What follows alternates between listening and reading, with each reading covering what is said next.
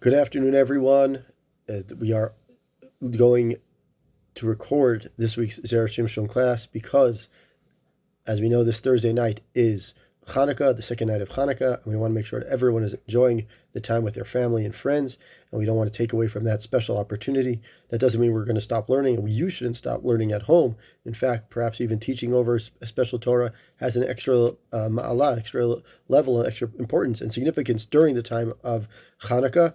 This year especially, because we know that the Chagim of the other of non-Jews is also celebrated during this time, and there was a time that maybe we should spread more light and more Torah during this time, and especially because we know that one of the main reasons, or one of the main decrees that the Greeks tried to decree was to prevent us from learning Torah. So perhaps our learning Torah is even more necessary, and especially nowadays we want to see more and more nisim. Just a thought that the Maharami Prague says that during the time of Chanukah, the number 8 is a very, very is me'ala teva, and is a very has a great significance. And every year when we make the brachot, and every year when we light the candles, and every year when we look at the candles and we enjoy the Chag and we enjoy the light of the Chag, there are miracles, and Bezrat Hashem we should see many, many miracles around this time. So this week we're going to the Zera Shimshon has a few Torahs around Chanukah. The first 3 in Parshat Mikeitz. Parshat Mikeitz always falls out on Chanukah. We are not going to do those 3 on Chanukah. One of them happens to be very, very long, and the second one is a little bit more deep in terms of its Kabbalistic in content. So we're going to choose do Torah 13. The Yud Gimel in the Zera Shimshon. So the topic around what the Zera Shimshon is asking is, what is the purpose of Galut, and what is our mindset? As a little bit of an introduction, let's take a step back at what happened at the end of last week's Parsha, and that will kind of bring us into where we're going with it. At the end of last week's Parsha, we know that Yosef was sent to prison of the servants of the king. There he predicted correctly that the Sar HaMashkim will be saved, and the Sar HaOfim will be killed. And he told the Sar HaMashkim to please remember him. Unfortunately, he did not remember him. And at the end, at last week's Parsha is Vayishkachehu. And then in this week's Parsha, we start with Paro's dreams. And Paro's dreams, we realize that Paro needs to have his dreams interpreted. And lo and behold, it's Hashem sent Yosef through the Sar HaMashkim again, through the Sar HaMashkim, and he gets to interpret Paro's dreams, and determines that there will be 7 years of Sava, of great prosperity and sustenance, and then there will be also 7 years followed by 7 years of famine. In continuing with our introduction, we see that Yaakov Avinu sends the 9 out of the 10 out of the 11, because Binyamin is not sent yet. He sends down 10 sons down to Mitzrayim to get food. So one of the questions already asked is, we see, and later on in this week's Parsha, we see that Yaakov Avinu had quite a bit of food, and the things that he sent down to Yosef after the sons come back, those are signs of wealth. Those aren't signs of poverty and famine. So the response, if we look at the response and we look at the answer in the Gemara, based on the Gemara in Ta'anit, the Gemara there says, Lama titra'u, and the Gemara in Ta'anit says, Yaakov is telling his sons, the Gemara in Ta'anit is on Daf Yud Amud Bet, the Gemara says to him, this Yaakov is telling him, don't worry that you're,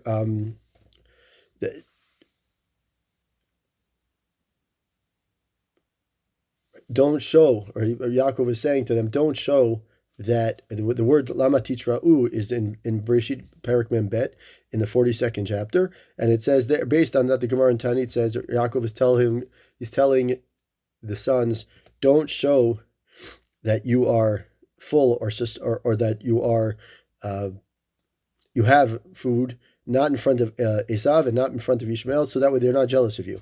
So from this, the Gemara actually takes away 3 very interesting halachic lessons, and then through that we're going to weave ourselves back into Ot Yud Gimel of the Zera Shimshon.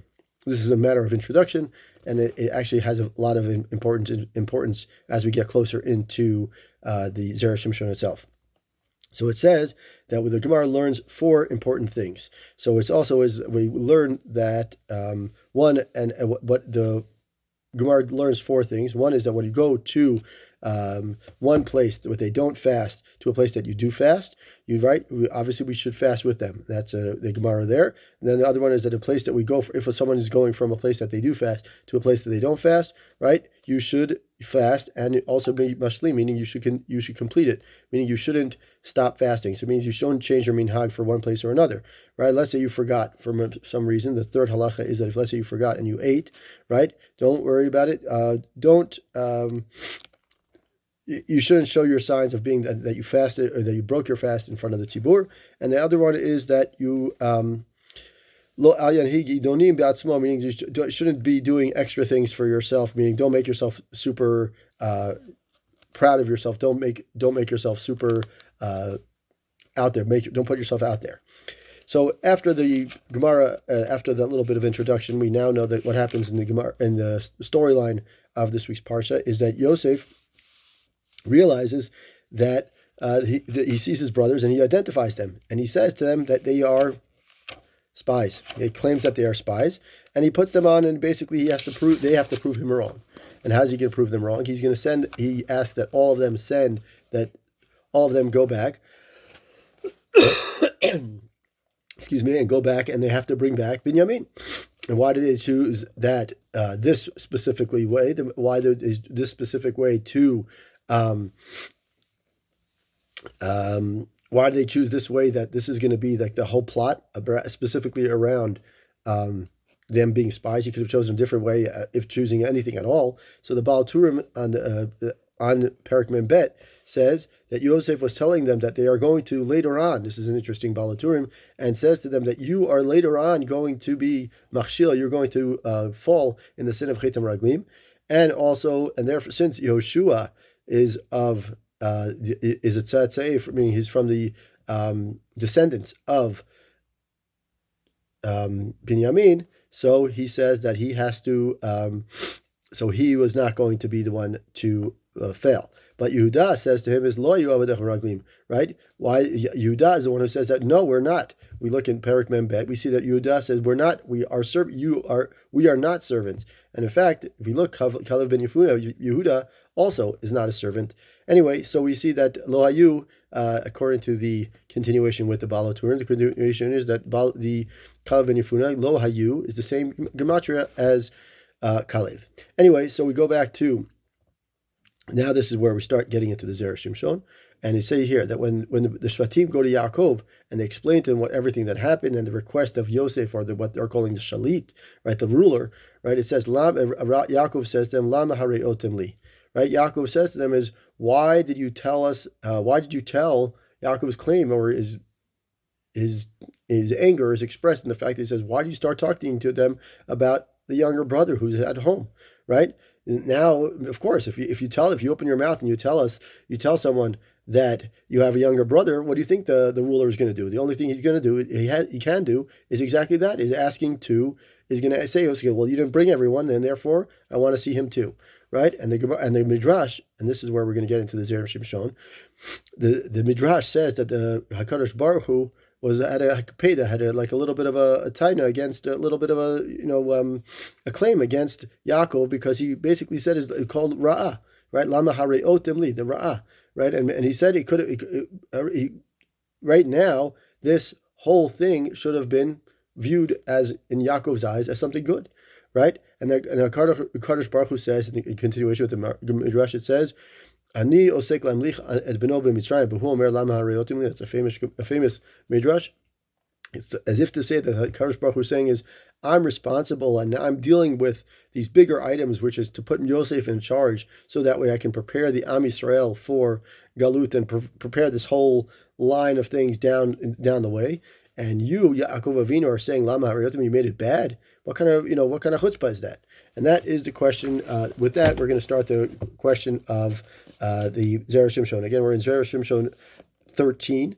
So we have to just the whole idea of the introduction was just to give us a little context of what was going around, and then it says Midrash. Why did you treat me so? Telling me that you had another brother. Amar Rabbi Levi, Amar Rabbi Chama bar Abba me'olam yatsa davar shel batalal b'pi aviv Yaakov. Right? The Midrash says that Rabbi Levi says in the name of Rav Chama bar Chanina that never did Yaakov say something that was useless or idle. Right? Rather, Kadosh Baruch Hu says, I'm working on making his son the king, although Yaakov doesn't know that.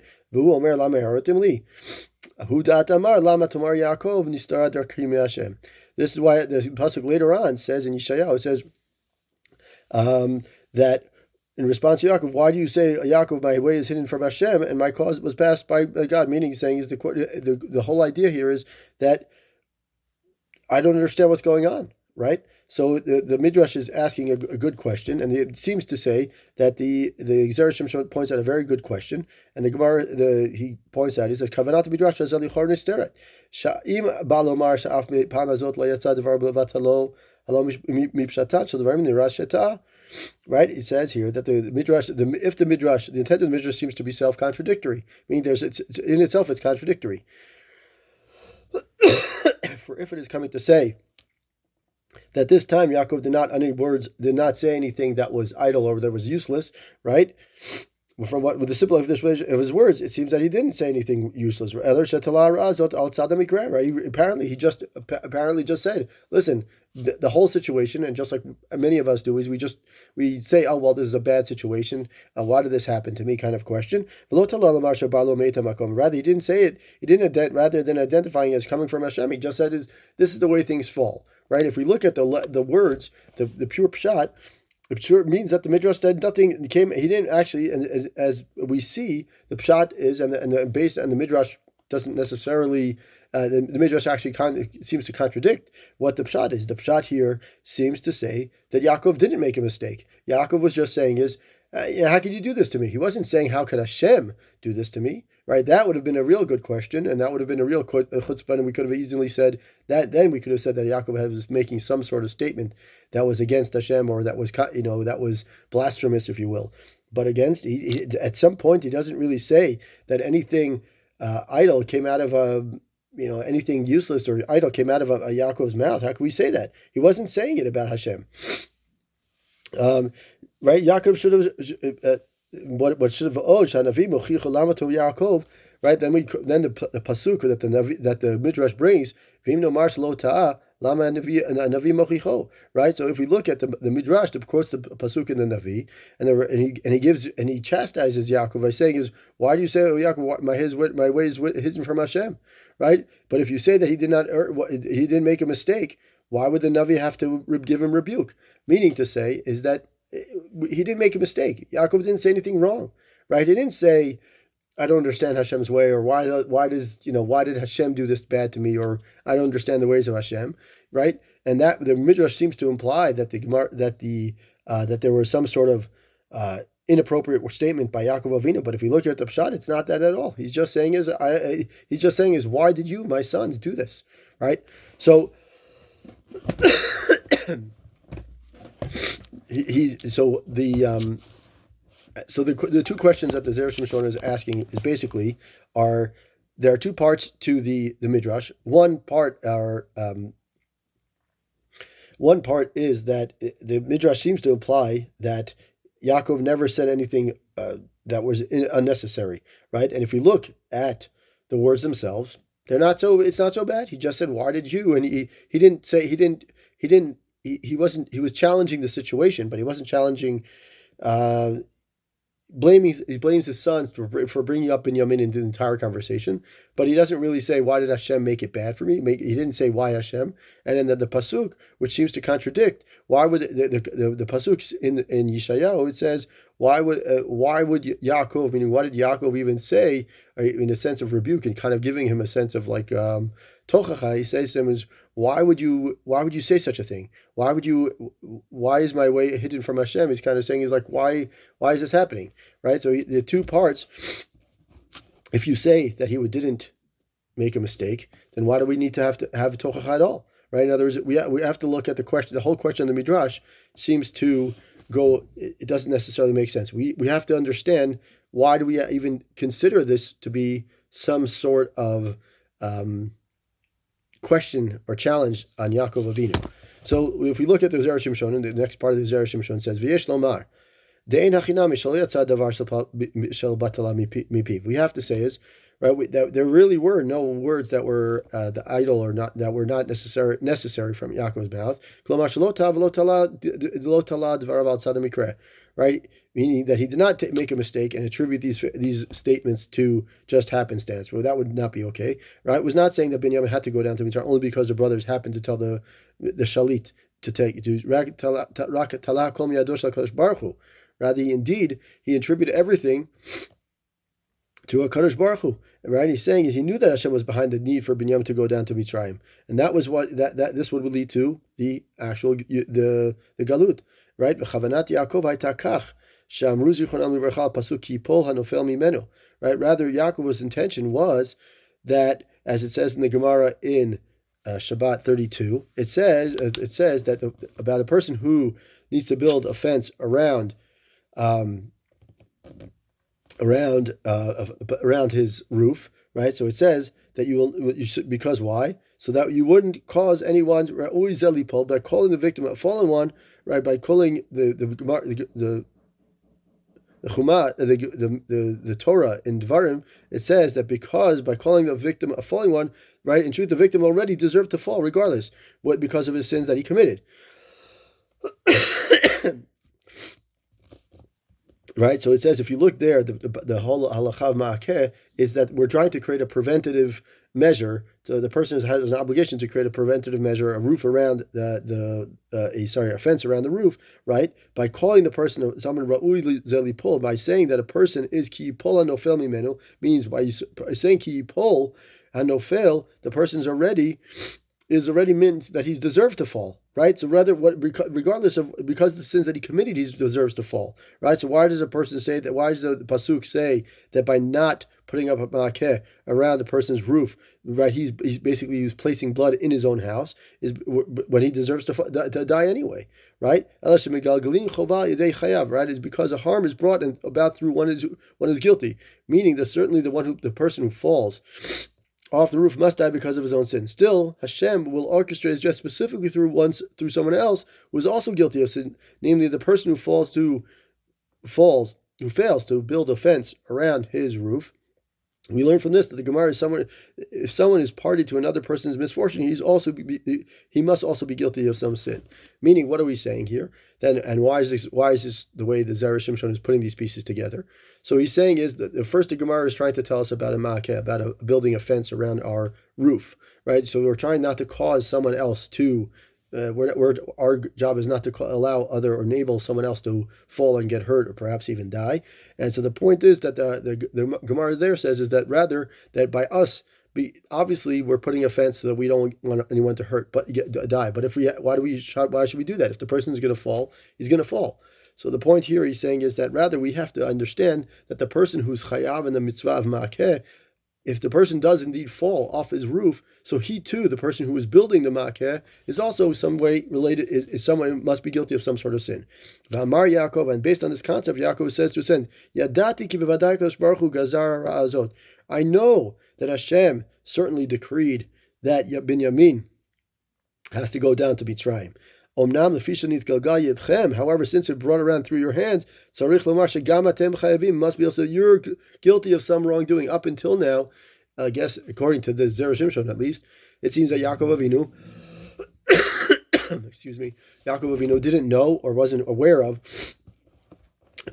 all this, the entire story about the Mechira and everything that happened, right? So rather he's saying is, how could it be that it's not that Yaakov Avinu is saying is that it just, why he's not blaming he's not just saying is, oh, this is just a random thing and it just happens to be the case that Binyamin is going sent down. No, I understand. Yaakov Avinu is saying is, I understand that this is from Hashem, but if you're saying that if this is really from Hashem, that means that the people who were asked to send him down, meaning the 10 other brothers, right, is that means that they were so guilty of something wrong also. And if they were guilty of something wrong, this starts to begin to create a picture for Yaakov Avinu of there's something not right here.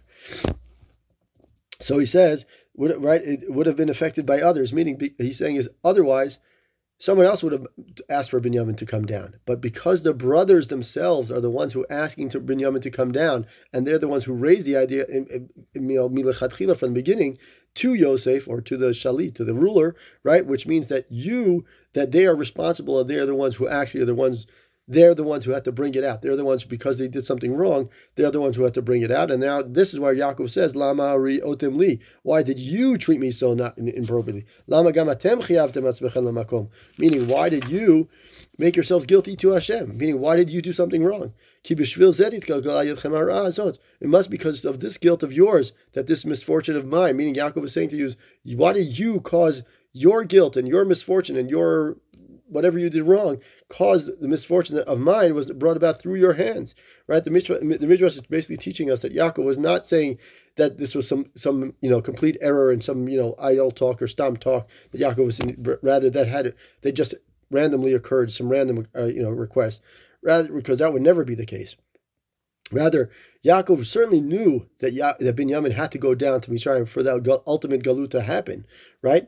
Rather, Yaakov Avinu was giving tochacha and kind of rebuke to his sons for committing some sin that led Hashem to say that they have to be the ones who are the enablers of Binyamin to come down, right? Because then, if they're the ones who are enablers, then he says that means that they are also some way they're also enablers, meaning they are enablers, and therefore Yaakov now has to become part of this story too. So, right, if Binyamin had to come down, that's clear. Meaning, whether Binyamin has to come down, it's clear. The question here is, why is it that the sons are the ones who have to be a part of this story, and that shows to Yaakov that there's something that they're not telling him. They're now the second half of the Midrash. Now we have to understand the second half of the Midrash, which is really the where the Yaakov kind of says, or the Navi says about Yaakov, that Yaakov says that things are hidden for me. So ve'enan chinami, then the question is, if Yaakov really does believe that everything is from Hashem, then why is he being later on by the Navi? Why is he being criticized or rebuked? Now it's true that Yaakov agreed that everything does indeed come from Hashem. Rather, he thought, Yaakov Avinu thought that the galut will come from as a punishment. Right, that's why he's assumed that the 10 sons, are guilty of something wrong that led them to be they're the ones who are the enablers or the catalysts for the galut. Rather, the galut was actually good for them, so that the Jewish people could be in some ways purified in what we call the iron crucible, or what we know as Mitzrayim. Later on, we know that in Devarim, the Mitzrayim is described as Kura Barzel, right? As Kamosha Katavnu Le'el B'Samuch, as we wrote earlier in Drush 10. In Drush 10 there, we see that they needed some sort of, they kind of have to be refined, right? So that rather, the whole idea, even though they did receive, they were enslaved in Mitzrayim, but there was some sort of ultimate good out of what happened in Mitzrayim. I mean, they were refined, and they were refined so much that once they got out of Mitzrayim, they were ready to come out.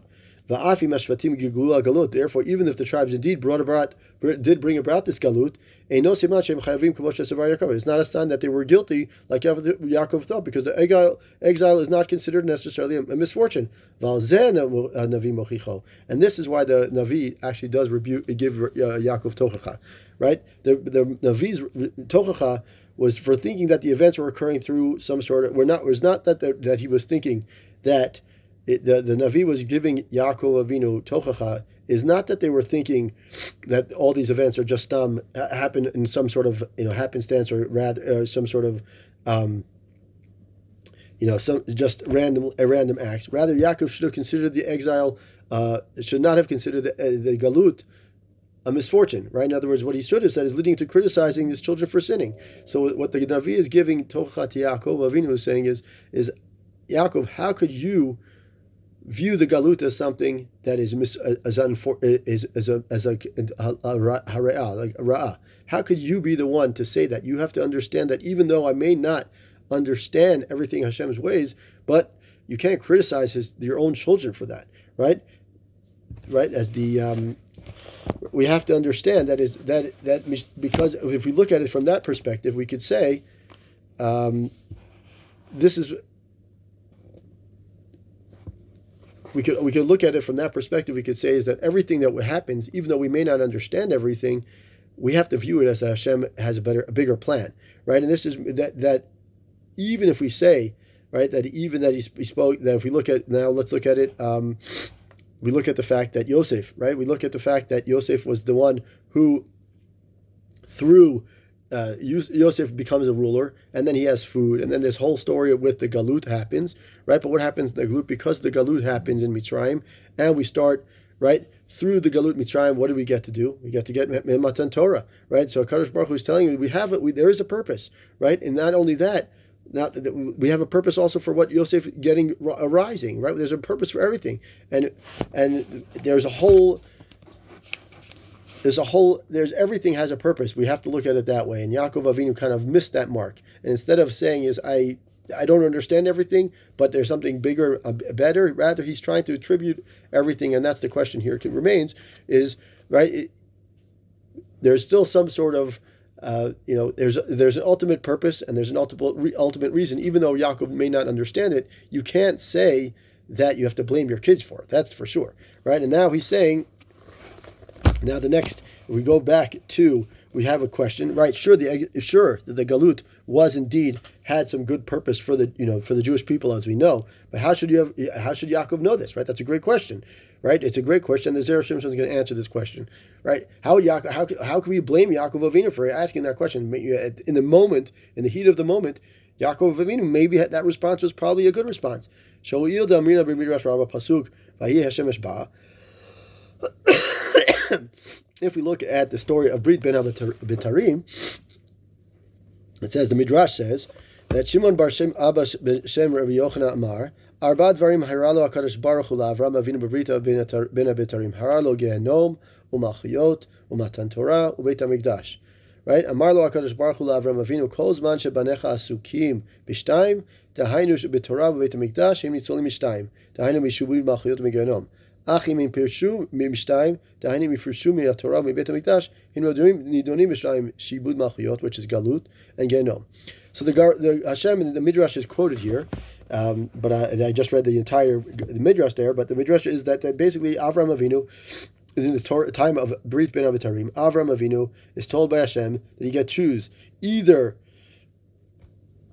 the choice whether Bnei Israel they will either endure Galut or Gehenom, and Hashem as he tells Hashem, "V'or Galut l'tovat Yisrael." Hashem tells him that you should choose Galut, right? It'd be better for them because then it will prepare them to receive the Torah and receive Eretz Yisrael.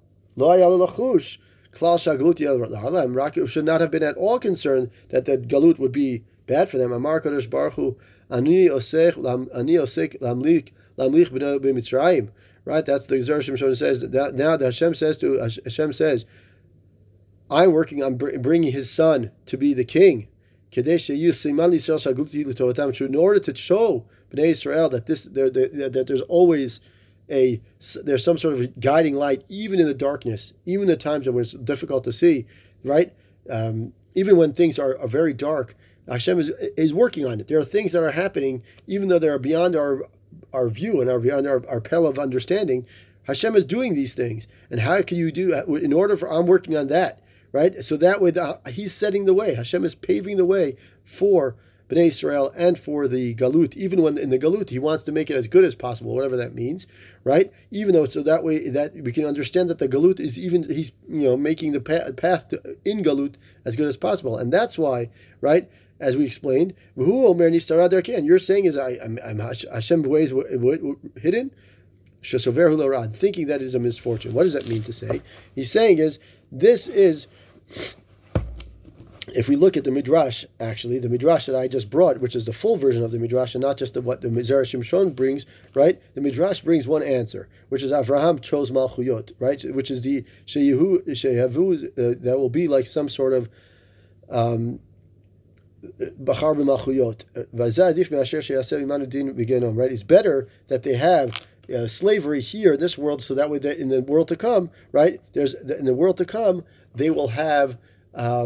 They'll earn instead of having to deal with Gehenom, they'll deal with the Shibud Malchuyot, which is Galut, exile in this world, right? But there is another another opinion in the Midrash which we don't mention in the Zera Shimshon. But if we look there, it says that Avraham actually chose Gehenom, and actually Kadosh Baruch Hu actually convinced Avraham to say what? That he convinced Avraham, like the full Midrash says, that Avraham, and the Zera Shimshon hints to it a little bit, and he says that Hashem told Avraham, no, don't choose that, choose the Galut, right? And why did he do that? Because what Yaakov was telling him is that because that Yaakov was saying is, and this is why Yaakov's claim against the Shvatim is that they sinned, it's their cause or their fault is not right. Rather, what Yaakov Avinu did, and this is where the whole issue of the whole point of the Zera Shimshon is that we have to view things that happen to us and things that happen to Am Yisrael and things that happen in our daily lives and every moment of the life is we have to really understand that every moment of hardship that we see and that we hard for us to understand and hard for us to accept, even Yaakov Avinu, even in the slightest thing, he was also saying is, I don't understand this. And why did you blame someone else? You cast the blame on the son on the 10 Shvatim, right? Excuse me. So even though we have to, it's hard for us to understand, and even in the heat of the moment, we may say there isn't such it's hard for me, and so, I don't understand why Hashem is doing this. We have to understand that we have to be able to say is Hashem is preparing the steps. And if we look throughout the last year and a half, perhaps this is why I chose this as the Torah. If we look at the last year and a half, sure, it's difficult, and there are things that none of us will ever understand until the time of the Mashiach comes. But what we can see is that even through these dark times, and even through the stories and the situations and the news and things that happen, we see these things are very difficult for us. And one of the questions that we always ask is, how could Hashem do this? But we have to understand that how could Hashem do this? It has to be followed by, is, how could Hashem do this? I don't know. It's beyond my understanding. But maybe we have to follow that by saying is there is a silver lining. That silver lining is, look at all the amazing chesed. Look at the amazing achdut that we had. Look at the great things the miracles that we saw in front of our eyes in the last few months. Right? We have to look at those and saying is obviously there are questions that we're never going to be able to answer. But maybe we have to look at it and say is that the difficulties that happen and the things that we're going through and we're experiencing are hard for us to understand. But we shouldn't blame. We shouldn't cast blame on other people and cast blame on other people, on ourselves, our family, our friends, our community, the country, other people. Right? We shouldn't use this as a cause of sinat chinam, but rather perhaps because we know what sinat chinam is, especially in this week's parsha, we see that sinat chinam is. What really is sinat chinam? This was everything's happening because of that. And if we look at it the other way and say, perhaps this is a reason for us to say is let's look at the the silver lining, and say Hashem has His understanding. We don't understand it, but Hashem has a reason for it, and He's every step of the way. There's something that's happening. Another piece of the chessboard is being moved, and so that way we can get closer to Mashiach. And then maybe we should end with a little piece of something about Chanukah, right? We know that the Torah is nimshal to fire, right? And we also know that the Torah is nimshal to fire, and we know that Bnei Israel are nimshal to Hashem is also nimshal to fire, obviously, and we also know Bnei Israel is nimshal to they're compared to oil. Right, they're like oil. Right, that's oil is there, and then we also have the fire from Hashem that's coming down. The Torah from Hashem is coming down, and what connects the fire and the oil? The wick.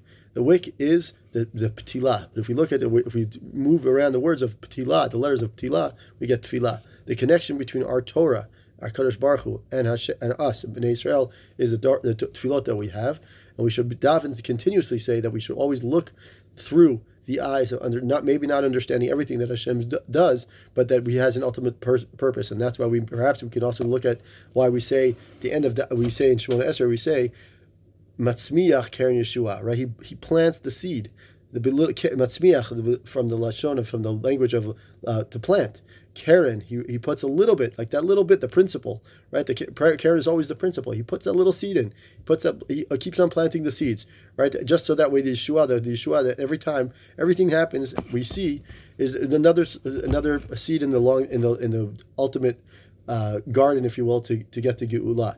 So maybe we have to look at it that way, and maybe B'ezrat Hashem, during these dark days, like Chanukah always does, it always comes out in the darkest time of the year. Perhaps during these dark times that we may not understand everything, the light of Chanukah should enlighten us and brighten for us the path of Geula, and allow us to see that the light of Torah and light of mitzvot and the light of those around us that we care about enlighten us and brighten us for us the path of Geula, and that may we see B'ezrat Hashem that we not blame other people, not blame the situations on other people and around surrounding, but rather view it as a light that slowly is shining us bright to the Geula.